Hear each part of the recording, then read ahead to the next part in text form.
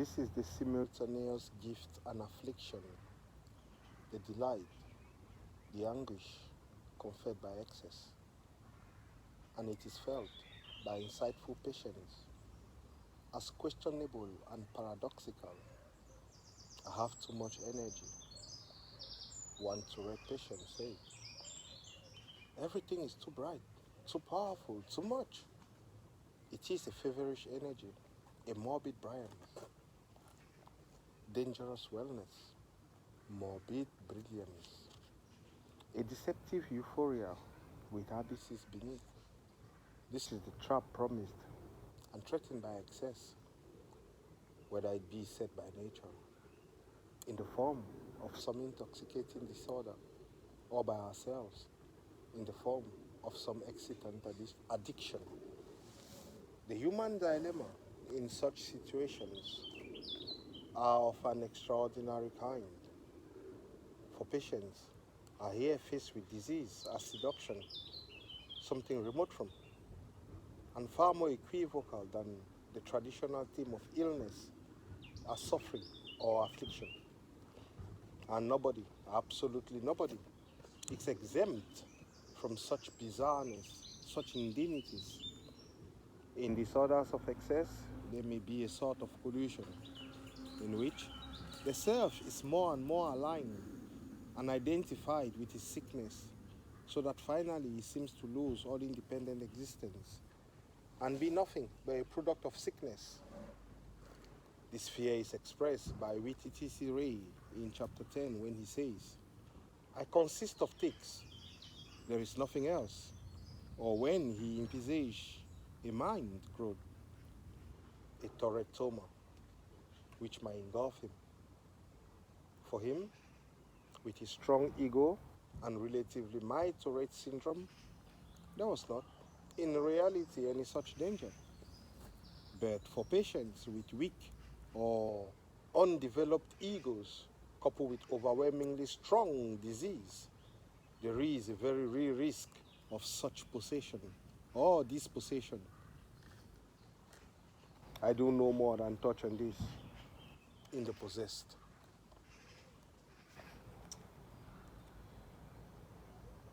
Excerpt from Excesses.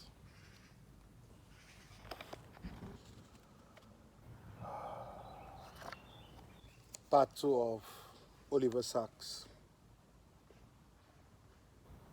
Ceci est ma femme.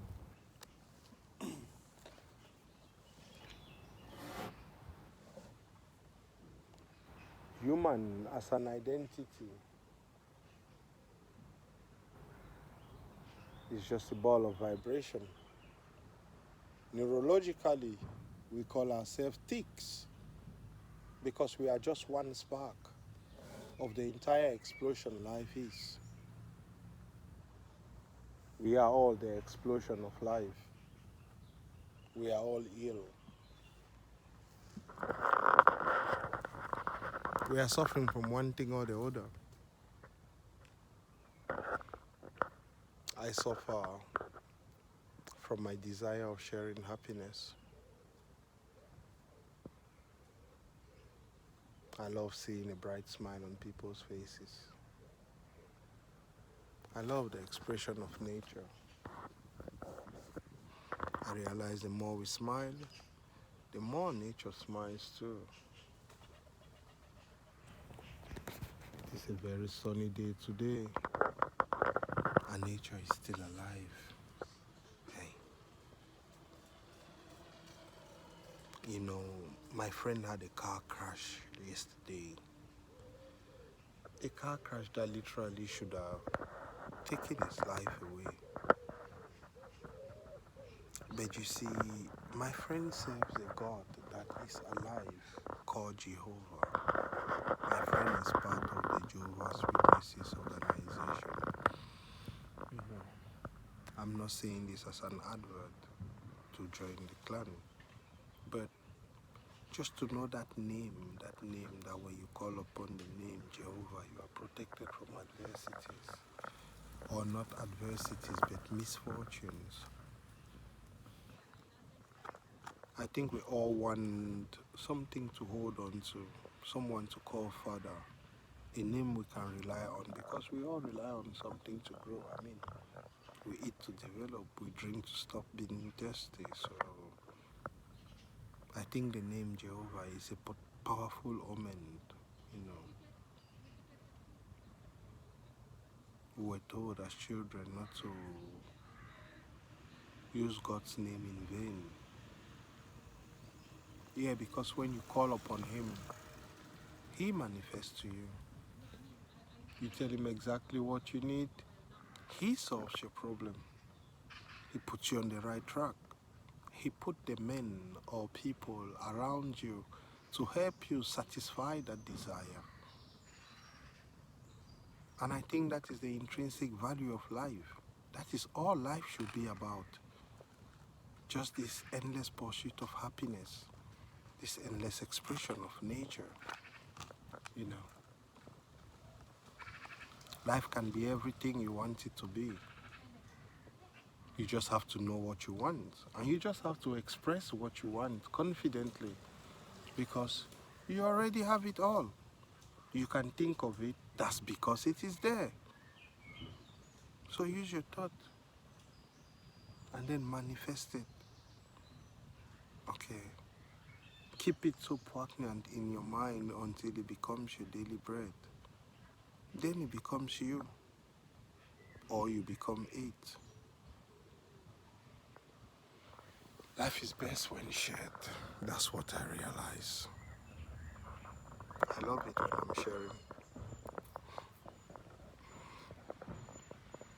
I hope this will add a smile on someone's face. Realize you are enough. If you still think you need something, call upon Jehovah. That's all you need to do. Just say, Jehovah, Father, come to my rescue. I need you. Straight away, He will be there, because He already exists in you. There is a Jehovah particle. Check in yourselves. Go ask your scientists. They will tell you there is something called a God particle. Now that particle, that cell's name is Jehovah. Call upon Him, it will ignite itself in you, and then it will connect you to the will of the design, to the divine. You too owe yourself access to what the divine wants from you, contextually, on this earth today. I am encouraging you to yourself. I am encouraging you to seek you. I am encouraging you to your own stillness. Listen to your thoughts. Who are they intended to? Your thoughts are not intended for you. That's why you are fighting with them. No. They are intended for your awareness, so you can share them. Someone will find expression in what you say. That's how we unlock the code. You share what you know, the others share what they know, the others share what they know, and then we just keep going, you know. Empire state of mind. Sharing is caring.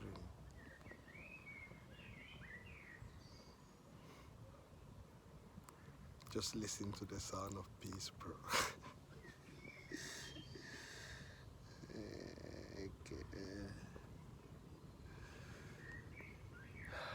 Life is beautiful.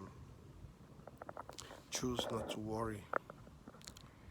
Choose not to listen to prophets of doom. Just think for 1 second.